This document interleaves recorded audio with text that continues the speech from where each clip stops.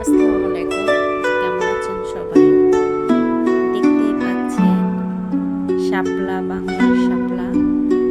এটা একটা জমি, ধান ক্ষেত। কিন্তু বর্ষার পানি এসে ভরে গেছে। আর আল্লাহর কি নিদর্শন, যখন বর্ষা থাকে না, পুরো মাঠটা শুকনো খড়খড়া থাকে যেখানে বাচ্চাগুলো খেলা করে। আর এখন বৃষ্টি আর বর্ষার পানিতে কি পরিমাণ পানি হয়েছে, পানি আসার সাথে সাথে দেখেন শাপলার পাতাগুলো ভেসে আছে, কচুরিপানা, তার মাঝে মাঝে সাদা শাপলা, কি চমৎকার দেখা যাচ্ছে। শাপলার পাতার উপরে আরেকটা মজার জিনিস আপনাদের দেখাবো। ওই দেখতেই পাচ্ছেন একটা